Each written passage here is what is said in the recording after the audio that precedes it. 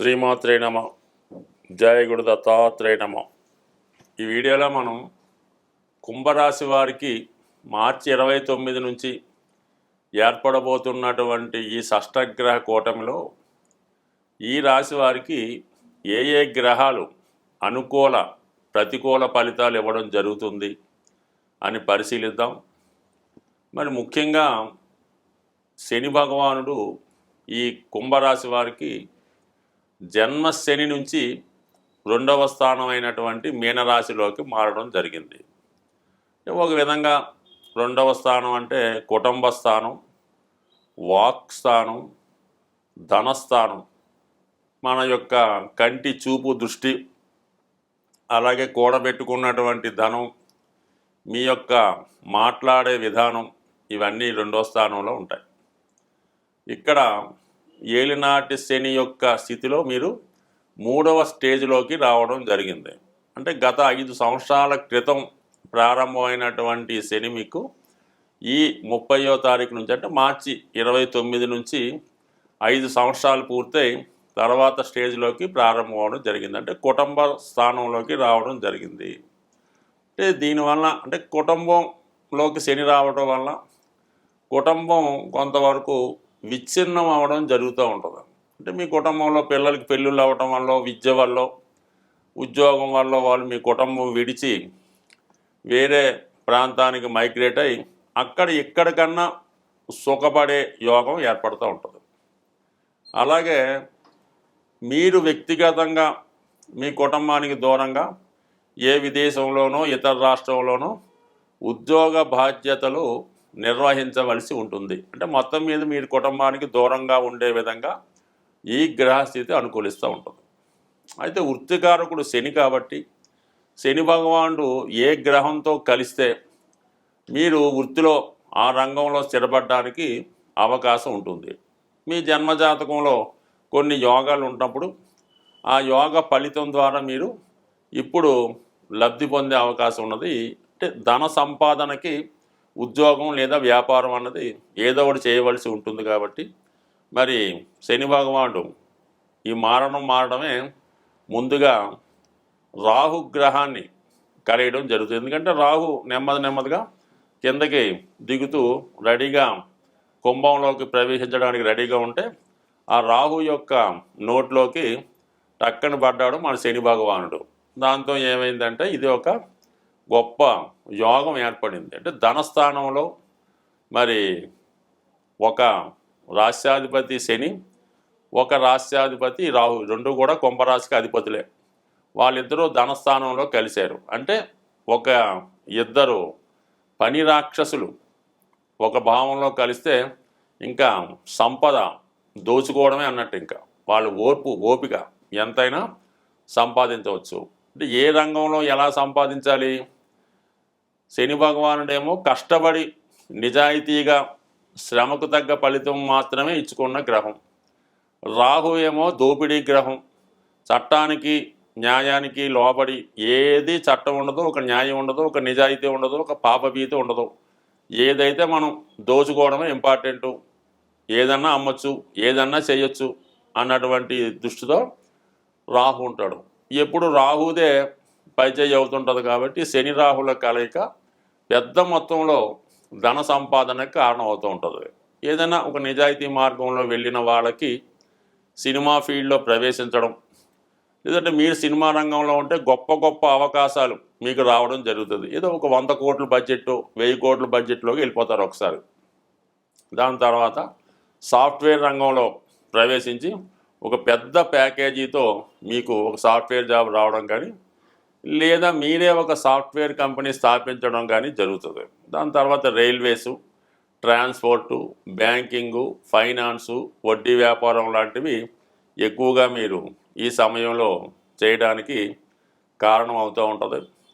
అలాగే మరి ఈ అక్కడే రవి, శుక్ర, బుధ గ్రహాలు ఉండడం వల్ల ఏదన్నా ఒక కొత్త పరిశ్రమ స్థాపించడానికి, అలాగే మీ గృహంలో ఏదో ఒక శుభకార్యం జరగడం వల్ల దేశ విదేశాల్లో ఉన్నటువంటి మీ బంధుమిత్రులంతా ఒకసారి రావడం, మీ యొక్క స్థితి చాటుకునే విధంగా చాలా ఆడంబరంగా ఒక శుభకార్యం, అది పెళ్లి కానీ గృహప్రవేశం కానీ ఏదో ఒకటి చేయడం ద్వారా పోయినటువంటి మీ పరపతి తిరిగి సంపాదించుకునే విధంగా ఈ గ్రహస్థితి మీకు చాలా వరకు అనుకూలించడం జరుగుతూ ఉంటుంది. దాని తర్వాత మళ్ళీ కుటుంబంలో ఆర్థికపరమైన విషయాల్లో ఇబ్బందులు రావడం జరుగుతూ ఉంటుంది. చిన్న చిన్న ఆస్తి పంపకాలు లాంటివి రావడం జరుగుతూ ఉంటుంది. ఇవన్నీ మిశ్రమంగా జరిగిన ఏదేమైనా 10 మంది దృష్టి మీ యొక్క కుటుంబం మీద మీ మీద ఉంటుంది. మీరేం చేసినా అది పబ్లిక్కి తెలుస్తూ ఉంటుంది.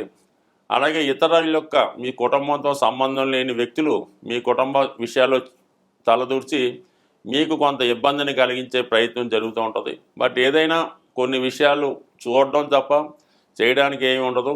ఏదైనా మరి మీకు ఏదో ఒక మంచి ఈ రాబోయే సమయంలో జరుగుతుంది. వృత్తిపరంగా మంచి స్థాయిలోకి వెదగడానికి, పోగొట్టుకున్నటువంటి వైభవాన్ని తిరిగి పొందడానికి ఈ గ్రహస్థితి మీకు కారణమవుతుంది. స్వస్తి. ఎటువంటి గ్రహస్థితి అయినా, ఎటువంటి దోషాలు జాతకంలో ఉన్నా దాన్ని వ్యక్తిగతంగా ఎవరికి వారు చేసుకున్నటువంటి పరిహారాల వల్ల మాత్రమే ఆ దోషాలు నివృత్తి అయి జాతకుడు అభివృద్ధి వైపు వెళ్ళే అవకాశం ఉంటుంది.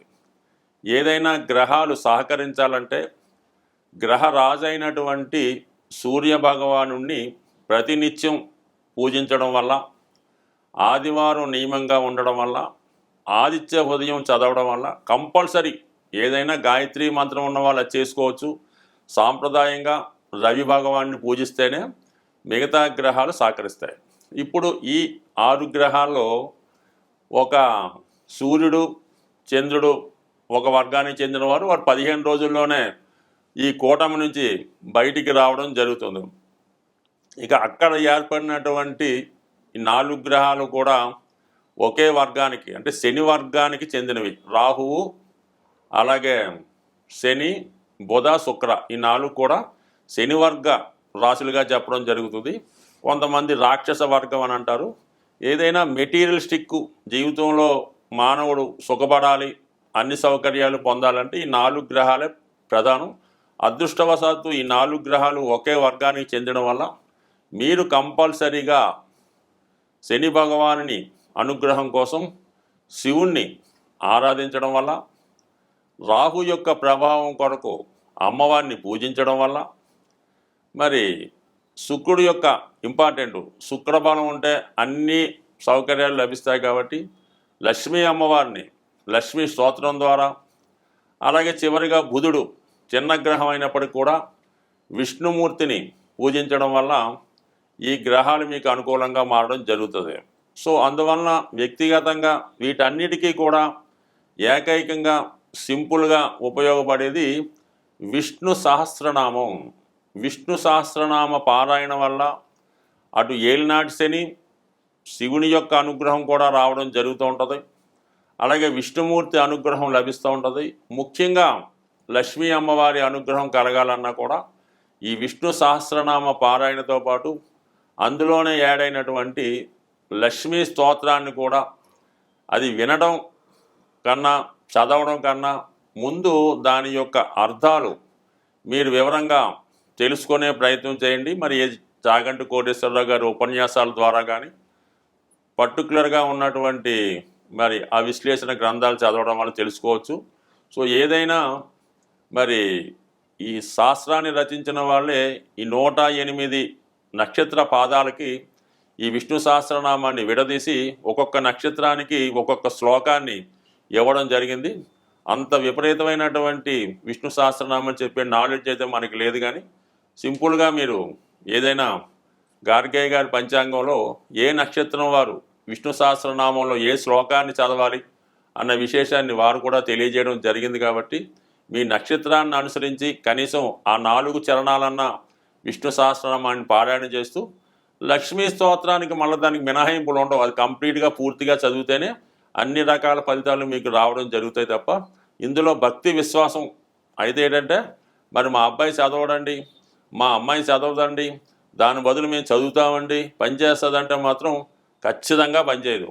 కనీసం సూక్ష్మంలో మోక్షం ఎంతో కొంత నమ్మకం పెట్టుకుంటూ కనీసం ఆ పుస్తకాన్ని దగ్గర పెట్టుకొని వీలైనప్పుడల్లా దాని వంక ఒక చూపు చూస్తే కంప్లీట్గా మీకు ఆ అనుగ్రహం తప్పగా లభించే అవకాశం ఉంది. ఏదైనా నమ్మకం, విశ్వాసం, గ్రహాలు శుభాన్నిచ్చినా కష్టాన్నిచ్చినా అవి అనుభవిస్తున్న వారికి ఇది చక్కని పరిహారంగా లభించే అవకాశం ఉంది. స్వస్తి.